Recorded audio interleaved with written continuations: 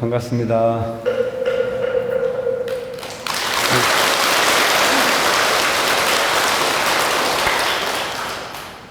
살다가 별일이 다 있습니다. 의도하지 않은, 전혀 생각지도 못했던 축하를 받기도 했고, 또 이 자리는 사실은 우리 원흥사의 김정기 신도회장님의 제안으로 이 지역 발전을 위해서 새롭게 국회의원에 당선되시고, 또한 도의원과 시의원에 당선되신 의창구 지역의 여러 국회의원과 시도의원님들을 축하하고, 또 그분들을 격려하고, 또 찬사를 보내서 더욱더 발전하는 의창구, 더욱더 소통하는 의창구가 될 수 있기를 바라는 그런 염원을 담은 의미 있는 자리로 준비를 했습니다. 그런 의미를 담아서 법회를 보겠다라고 하는 취지의 말씀이 계셨을 때, 역시 우리 김정기 회장님이 세상을 보는 안목이 다르다라고 하는 쪽을 생각을 했고, 그 부분에 적극 동의를 해서 오늘 이런 거룩한 법회가 이루어지고 있습니다. 모쪼록 바쁘신 공무를 인해서 여념이 없으실 텐데 불구하시고 저희들이 초대에 적극 동참해 주신 우리 김영선 국회의원님과 박혜영 도의원님, 그리고 박태현 도의원님, 구점득 시의원님, 김혜란 시의원님, 김남수 시의원님, 안상우 시의원님, 그리고 김해성사의 김성우 신도회장을 비롯한 많은 내빈께 깊은 감사를 드립니다. 모쪼록 귀한 시간 함께 하신 모든 분들께 큰 환영의 박수를 한번 보내주시기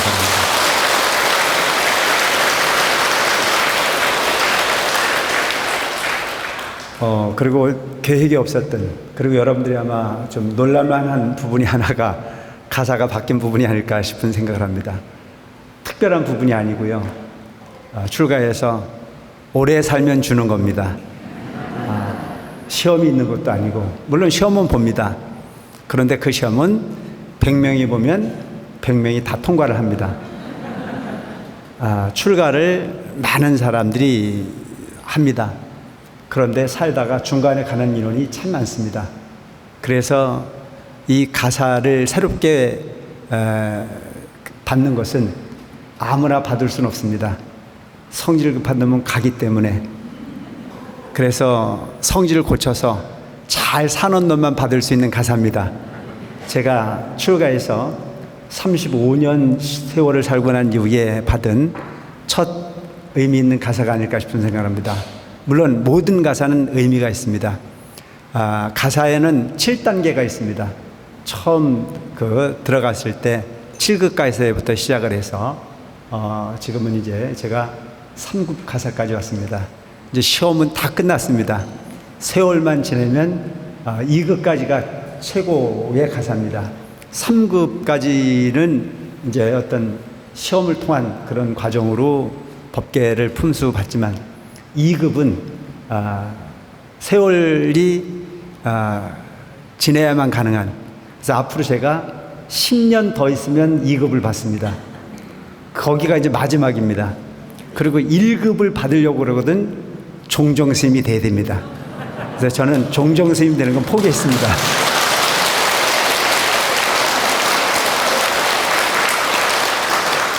그래서 제가 2급까지가 어떻게 보면 가사의 최고 종착지라고 볼 수가 있는데, 거기까지 가는 데는 이제 시험 공부 안 해도 됩니다. 어떻게 하면 되느냐면 잘 살면 됩니다. 그래서 10년을 잘 살면 2급까지 아마 품수를 해서 스님으로서의 어떤 최고의 그 가사까지 갈 수 있는 부분이 아닐까 싶은 생각을 합니다. 사실은 우리 구점득 의원께서 잠깐 말씀을 하셨습니다만 무척 무겁습니다. 그리고 이 부분이 과연 입어서 될 건가 싶은 생각을 합니다. 어저께 그 해성사 법회였습니다. 어저께 해성사 법회에는 제가 이 가사를 읽고 나가지 않았습니다. 왜냐하면 너무 무거워서 망설였기 때문입니다. 근데 오늘은 제가 힘을 내봤습니다. 왜냐하면 우리끼리 법회가 아니고 오늘 김영삼 국회의원님도 오시고 우리 박혜현 도의원님도 오시고 박태현 도의원님 시의원님들이 오신다고 그래가지고 용기를 내왔습니다. 근데 역시 입었더니 무척 무겁습니다. 이 가사를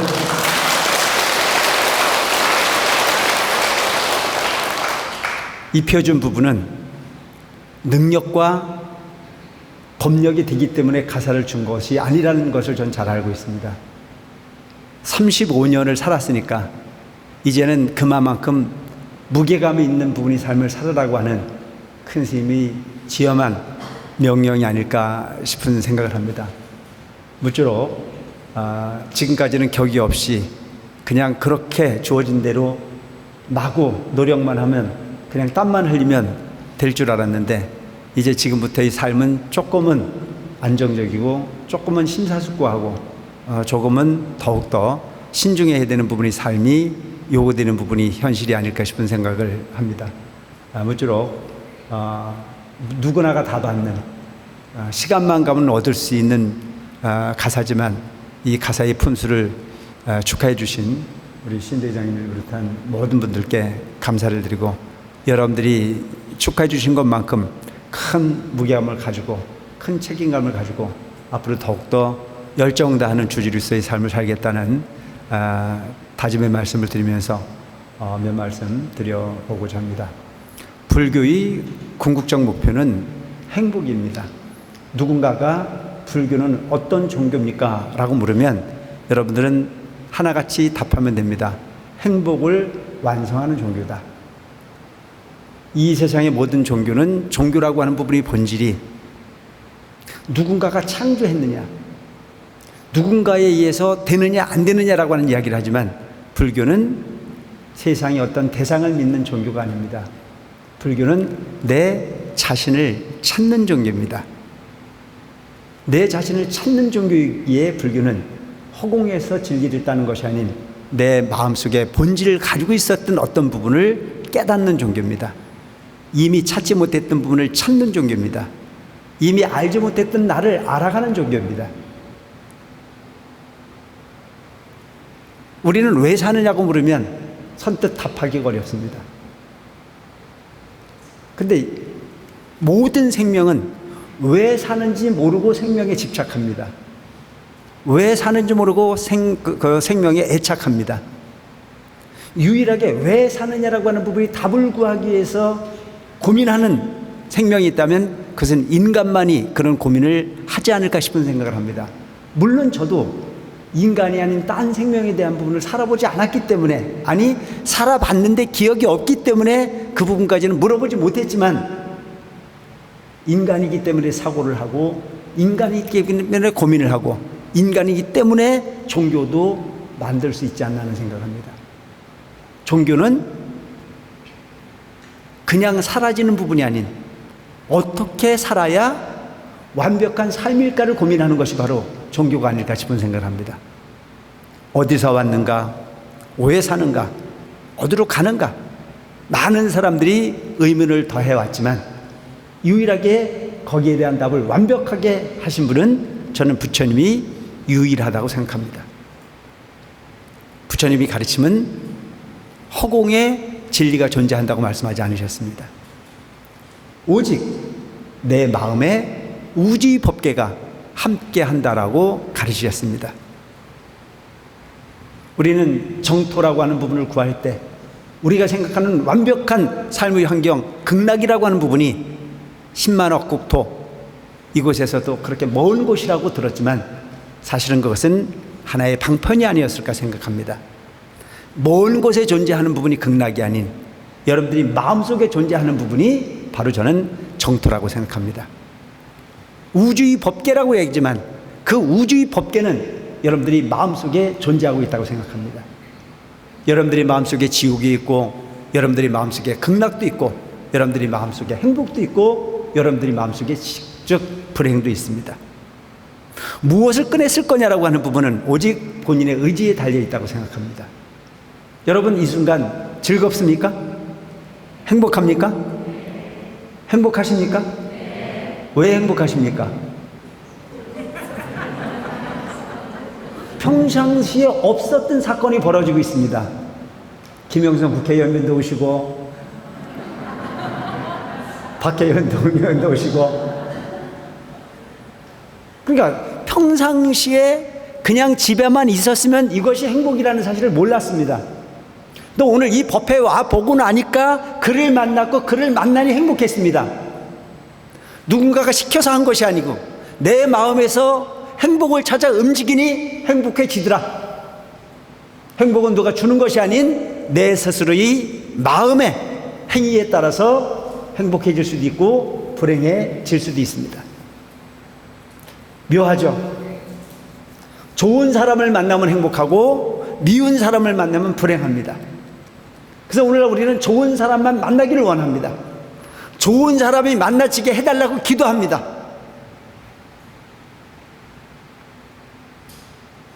좋은 사람이 만나지게 해달라고 기도하기보다는 좋은 사람이 되기 위해서 노력하면 기도보다 훨씬 빨리 그 소원은 이루어질 거라고 생각하는데 제 이야기에 동의하십니까?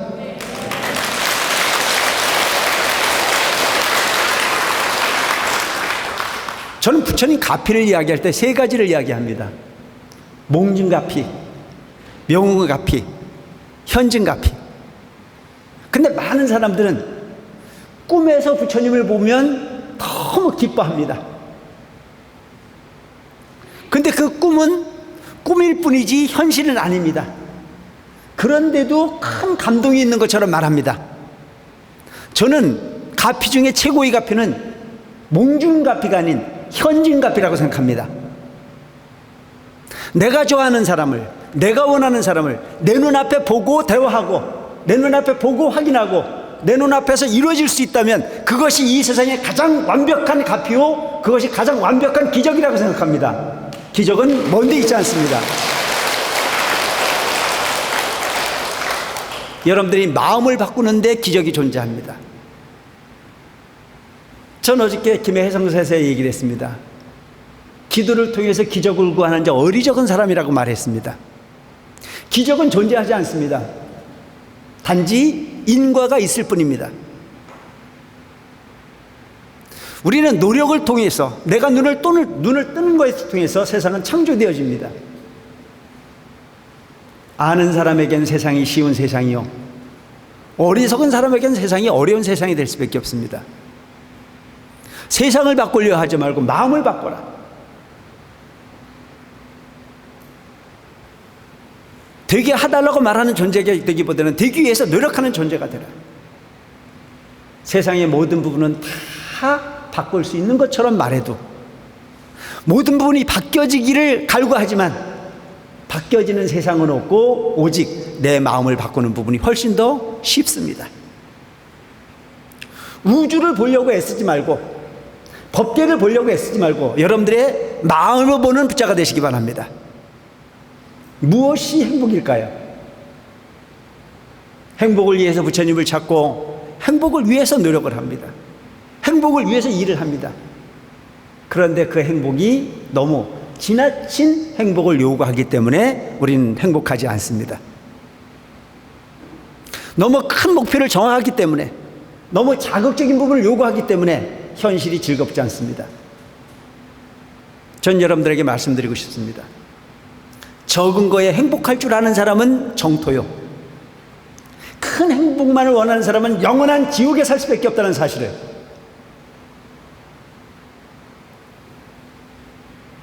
자고 일어나서 눈을 뜨고 눈을 떠서 보이는 대상이 있을 때 행복하고,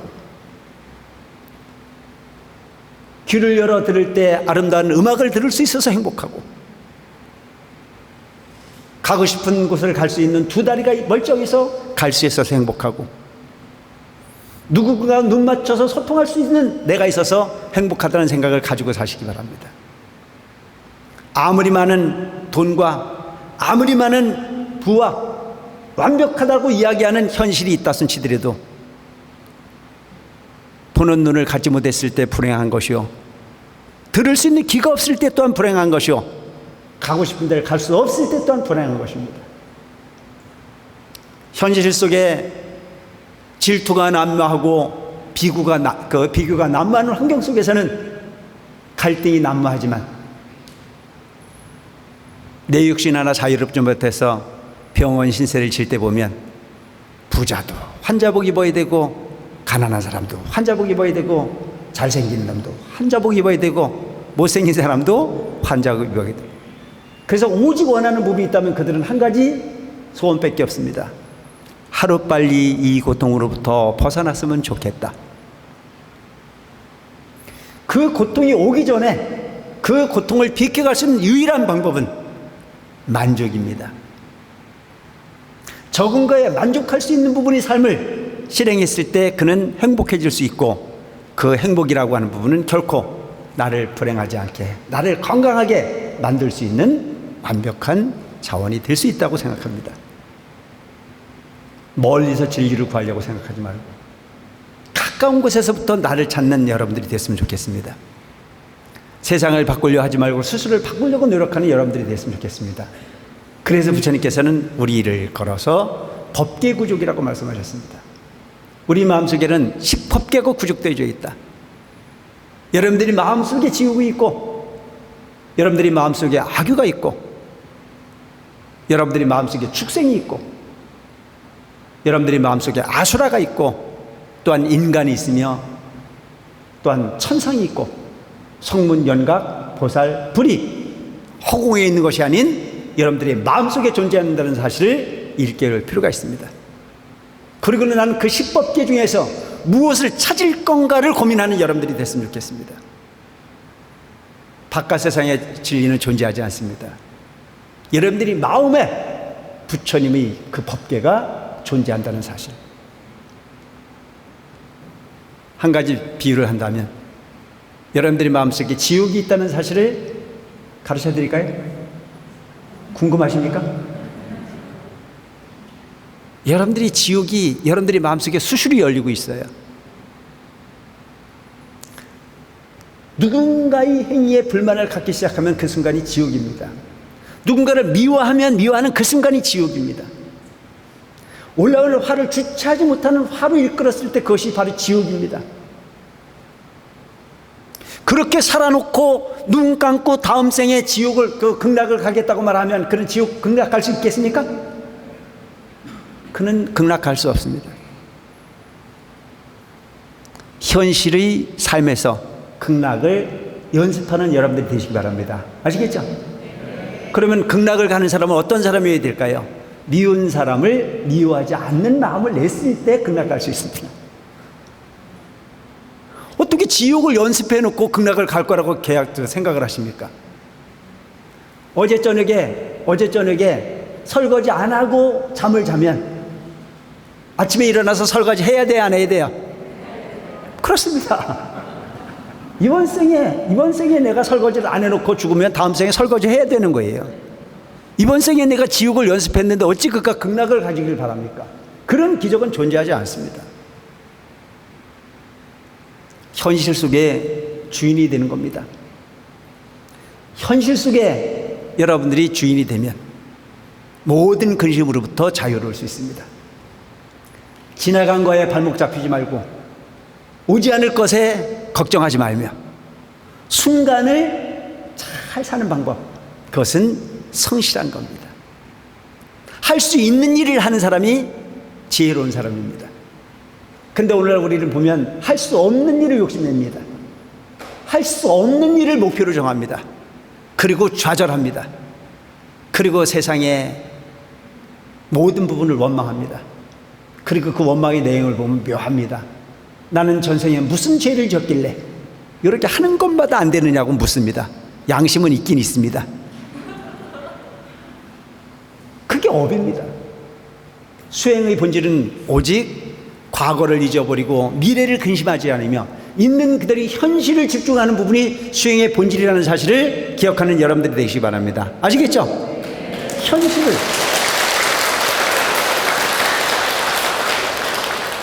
현실을 행복으로 만들어 가시기 바랍니다. 현실을 좋게 보려고 애쓰시기 바랍니다.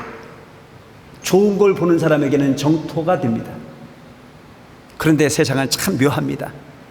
매사를 긍정적으로 보는 사람이 있는가 하면 매사를 거꾸로 보는 사람들이 있습니다. 매사를 거꾸로 보는 사람은 미래가 거꾸로 된 세상의 주인공이 될 수밖에 없습니다. 바로 보고 사는 세상이 극락이요, 거꾸로 보고 사는 세상이 지옥이다. 여러분, 지옥이 어떻게 생겼는지 아세요? 거꾸로 매달려 사는 세상이에요. 별거 아닌 듯 실행하기는 어렵습니다. 하지만 습관을 들여야 됩니다. 매사를 보는 사람마다 미소로 대하려고 애쓰고, 보는 사람마다 보이지 않는 이면을 거꾸로 보려고 애쓰지 마시기 바랍니다. 그냥 있는 그대로, 그가 웃으면 그냥 웃는 대로 받아들여 주시기 바랍니다. 아시겠죠? 우리는 그 웃는 사람을 바라보고 그 속을 보려고 합니다. 겉으로는 웃고 있어도 속은 음흉할 거야. 그게 지 맘이거든요. 그냥 웃어주면 웃는 대로 답하시기 바랍니다. 그가 좋은 말로 전해오면 좋은 말로 들어주시기 바랍니다. 그리고 그가 사과하면 진정한 사과라고 받아들여 주시기 바랍니다.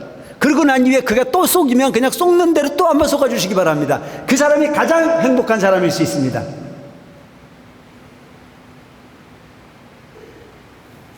여러분, 행복은 조금 바보스러워야 된다는 말이 있습니다. 바보가 사는 세상이 행복한 거고요, 똑똑한 사람이 사는 게 지옥이랍니다.